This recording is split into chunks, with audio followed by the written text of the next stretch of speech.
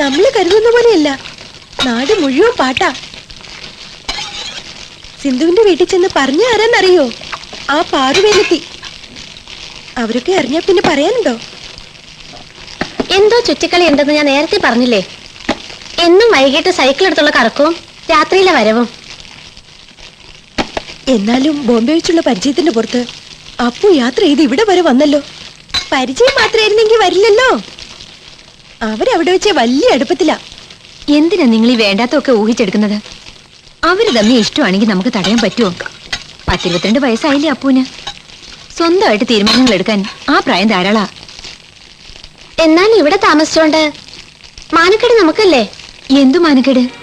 ആണും പെണ്ണും തമ്മിൽ ഇഷ്ടപ്പെടുന്നതിൽ ഒരു മാനക്കേടും ഇല്ല. അതൊരു ഭാഗ്യ. എന്തൊക്കെ പറഞ്ഞാലും അപ്പുവേട്ടന് ഇപ്പൊ പഴയ ആളൊന്നുമല്ല. ഏയ്, അങ്ങനെയൊന്നുമില്ല.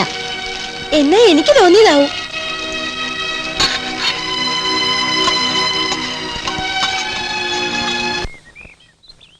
അപ്പോ അപ്പുവേ,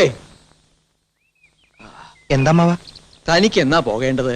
ഇനി 1 മാസം കൂടി ഉണ്ട്. ആ, അടുത്ത മാസം 27-നാ കളമെഴുത്തും പാട്ടും. സരസ്വതിക്ക് എഴുതുക ഒന്ന് ഇത്തവണ വരെ വരാൻ. തിരിച്ചു പോകുമ്പോ നിങ്ങൾക്ക് ഒരുമിച്ച് പോകാലോ. എഴുതാം. ആ, എന്തിനാ അപ്പു തിരക്ക് പിടിച്ചു പോണത്? അമ്മായിയോട് ഞങ്ങൾ പറഞ്ഞേക്കാ കുറച്ചു ദിവസൂടെ അപ്പൂനെ ഇവിടെ നിർത്തണമെന്ന്.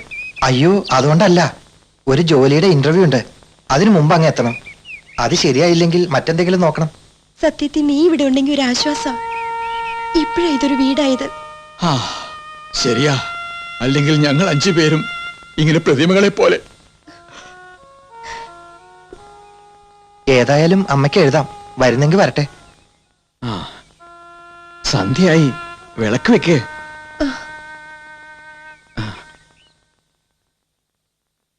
എന്റെ ദേവി. ചായ ഫ്ലാസ്കിലുണ്ട്.